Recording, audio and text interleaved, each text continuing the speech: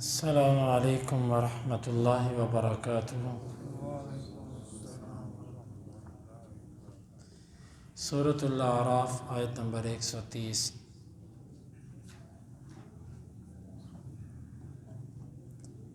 اعوذ باللہ السمیع العلیم من الشیطان الرجیم من ہمزہ ونفخہ ونفثہ۔ وَلَقَدْ اور البتہ تحقیق، اخذنا ہم نے لیا، ہم نے پکڑا، آل فرعون کی آل کو، بالسنین قحط سالی کے ساتھ، ونقص اور کمی کے ساتھ، من سے الثمرات پھلوں سے، لعلہم تاکہ وہ یذکرون نصیحت پکڑیں۔ فَإِذَا پس جب جاءتہم آتی ان کے پاس، الحسنہ خوشحالی، قالوا وہ کہتے، لنا ہمارے لیے، ہذہ یہ ہے، وَإِنْ اور اگر تصبہم انہیں پہنچتی، سیئۃ کوئی مصیبت، یطیروا وہ بدفعلی لیتے، بموسیٰ موسیٰ کے ساتھ، ومن اور ان کے ساتھ، معہ جو اس کے ساتھ تھے، الا خبردار، انما یقیناً، طائرہم ان کی بدفعلی، عند اللہ اللہ کے پاس ہے، ولیکن اور لیکن، اکثرہم ان میں سے اکثر، لا یعلمون وہ علم نہیں رکھتے۔ قالوا وقالوا اور انہوں نے کہا، مہما جس قدر بھی، تأتینا تو لائے گا، بھی اس چیز کو، من آیتن کسی نشانی سے، لتسحرنا تاکہ تو ہم پر جادو کر دے، بہا اس کے ساتھ، فما پس نہیں ہے، نحن ہم، لکا تیرے لیے، بمؤمنین ایمان لانے والے۔ وَلَقَدْ أَخَذْنَا آلَ فِرْعَوْنَ بِالسِّنِينَ وَنَقْصٍ مِّنَ الثَّمَرَاتِ لَعَلَّهُمْ يَذَّكَّرُونَ البتہ تحقیق ہم نے آل فرعون کو قحط سالی اور پھلوں میں کمی کے ساتھ پکڑا تاکہ وہ نصیحت پکڑیں۔ فَإِذَا جَاءَتْهُمُ الْحَسَنَةُ قَالُوا لَنَا هَٰذِهِ جب ان کے پاس کوئی خوشحالی آتی تو کہتے یہ ہے ہمارے لیے۔ وَإِن تُصِبْهُمْ سَيِّئَةٌ يَطَّيَّرُوا بِمُوسَىٰ وَمَن مَّعَهُ اور اگر انہیں کوئی برائی پہنچتی تو موسیٰ اور اس کے ساتھ جو تھے ان سے بدفعلی لیتے۔ الا انما طائرہم عند اللہ خبردار یقیناً ان کی بدفعلی اللہ کے ہاں ہے، ولیکن اکثرہم لا یعلمون اور لیکن ان میں سے اکثر علم نہیں رکھتے۔ وقالوا مہما تأتینا بہ من آیۃ لتسحرنا بہا اور انہوں نے کہا تو جس قدر بھی ہمارے پاس کوئی نشانی لائے گا تاکہ تو ہم پہ اس کے ذریعے جادو کرے، فما نحن لک بمؤمنین بس ہم تو تیرے لیے ایمان لانے والے نہیں ہیں۔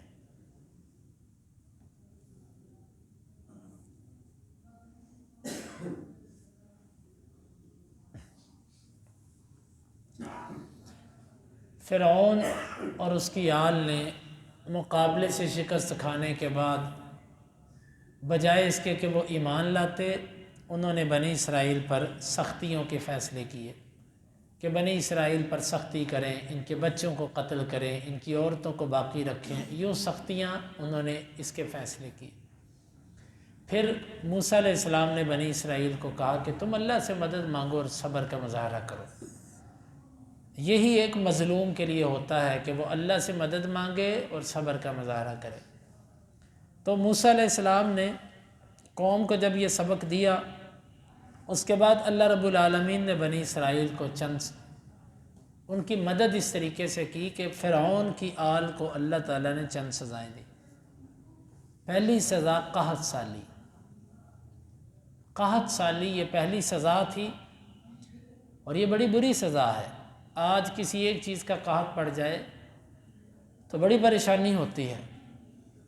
یہ گندم ہے، یہ چاول ہے، یہ کھانے پینے کی اشیاء، ان کا قحط جو ہے یہ بڑی مشکل پیدا کرتا ہے۔ اللہ تعالیٰ نے ان کے اوپر یہ قحط سالی نازل کر دی،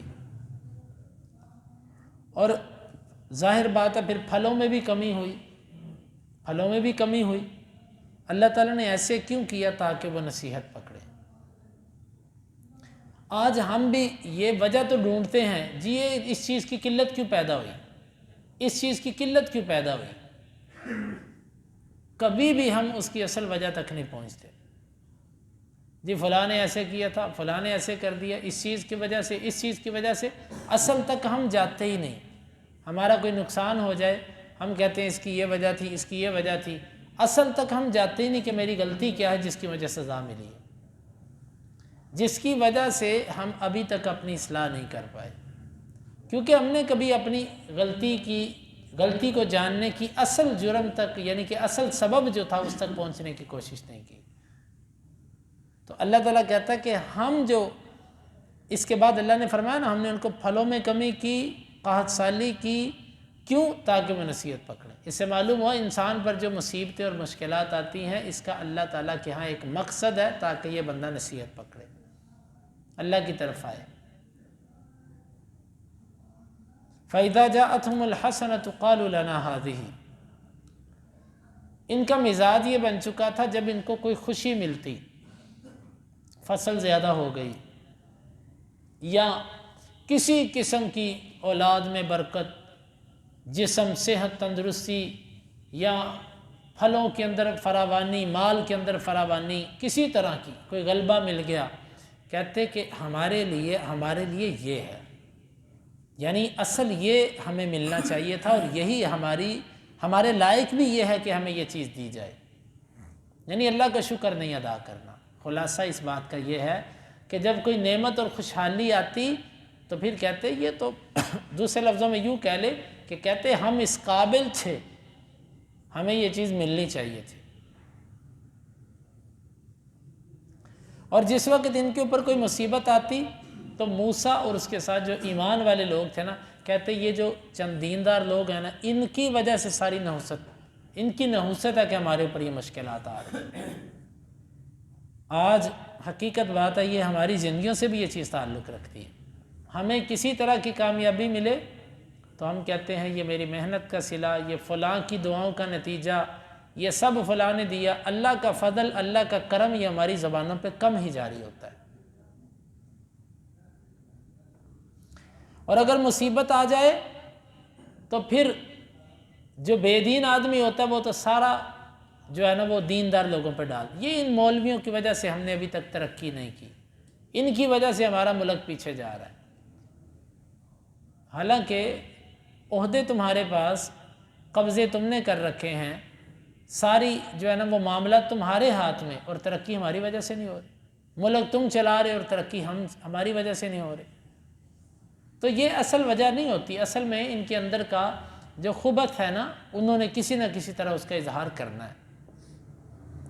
تو یہاں پر یہ فرمایا کہ اگر انہیں برائی آئے تو یہ بدفعلی لیتے تھے موسیٰ سے اور اس کے ساتھیوں سے کہ ان کی وجہ سے سارا ہمارے ساتھ ہو رہا ہے۔ کبھی بھی کسی نیک آدمی کو، دیندار آدمی کو اپنے اوپر مصیبت کا باعث یا سبب نہیں کہنا چاہیے۔ الا انما طائرهم عند اللہ، خبردار ان کی جو نحوست ہے نا وہ اللہ رب العالمین کے ہاں ہے، مطلب ان کا یہ جرم اللہ کے پاس لکھا جا چکا ہے۔ اور یہ جو مصیبت آئی ہے یہ موسیٰ اور اس کے ساتھیوں کی وجہ سے نہیں ہے، اللہ کے ہاں اس کا سبب یہ منحوس لوگ ہیں، یعنی یہ خود فرعون ہی اس کا سبب ہے، اس نحوست کا، موسیٰ اور اس کے ساتھی سبب نہیں ہیں۔ آج بھی جتنی مشکلات ہیں اس کا سبب دیندار لوگ نہیں ہیں، یہی بے دین قسم کے فاسق و فاجر لوگ، بدکار قسم کے لوگ، یہی اس کا سبب ہے۔ سر جتنی ملک پر مشکلات ہیں اس کا سبب ہی ہے۔ اللہ کی قسم اگر یہ یہاں سے دور ہو جائے نا تو دین اور دنیا دونوں اعتبار سے ملک آگے نکلے۔ یہ ساری مصیبتیں ان کی وجہ سے، وَلَٰكِنَّ أَكْثَرَهُمْ لَا يَعْلَمُونَ، لیکن اکثر ان میں سے نہیں جانتے۔ اب موسیٰ علیہ السلام کے سارے معجزات دیکھنے کے بعد ان کی ضد دیکھیں۔ جس طرح کئی لوگ ہوتے ہیں نا، ان کو حدیث دکھاؤ کھول کے، یہ دیکھو یہ بخاری میں لکھا ہوا ہے، یہ مسلم میں، یہ ابو داؤد میں، نسائی، وہ ساری حدیثیں بھی پڑھ لیں گے، ٹھیک ہے۔ پھر ان کو قرآنی آیات بھی پڑھاؤ، ہاں جی یہ بھی ٹھیک ہے، قرآن میں بھی لکھا ہوا ہے، حدیث میں بھی لکھا ہوا ہے، سب ٹھیک ہے۔ اچھا پھر یہ عقیدہ تو اختیار کیوں نہیں کرتا؟ تو اللہ کے نبی کے طریقے سے نماز کیوں نہیں پڑھتا؟ سارا سنا کے بس نہیں جی بس ٹھیک ہے، آپ بھی ٹھیک ہے، یہ سنت ہی ہے نا زیادہ سے زیادہ، تو ٹھیک ہے ہم بس ٹھیک ہے، اس کے بغیر نماز تو ہو ہی جاتی ہے نا، کوئی ضروری تو نہیں ہے نا، فرض تو نہیں ہے نا۔ یہ استخفاف اور اللہ کے نبی صلی اللہ علیہ وسلم کی سنت اور آپ کے طریقوں کو یوں کہہ کے چھوڑ دینا جی چلو ٹھیک ہے نماز تو اس کے بغیر ہو جاتی ہے، یہ ایک الگ جرم ہے۔ نبی کی سنتوں کو ہلکا سمجھنا، ساری نشانیاں دیکھنے کے بعد آگے سے کہنے لگے تو ہمارے پاس جتنی بھی نشانیاں لائے گا نا لِتَسْحَرَنَا بِهَا، تاکہ تو اس کے ذریعے ہمارے اوپر جادو کرے، اس کے ذریعے ہمارے اوپر جادو کرے۔ آج وہ کہتے تھے جتنی موسیٰ نشانیاں پیش کرتا وہ آگے سے کہتے تو ہمارے اوپر جادو کر رہا ہے۔ جس طرح آج کسی کو حدیثیں یا آیتیں پیش کرے وہ کہتے تو ہمیں وہابی بنانا چاہتا ہے۔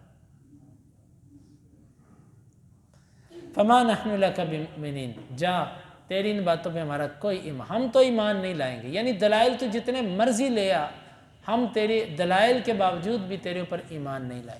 یہ ہوتی ہے ضد اور ہٹ درمی۔ اللہ رب العالمین سے دعا ہے کہ اللہ تعالی ہمیں یہ آیات سمجھنے کی اور عمل کی توفیق عطا فرمائے۔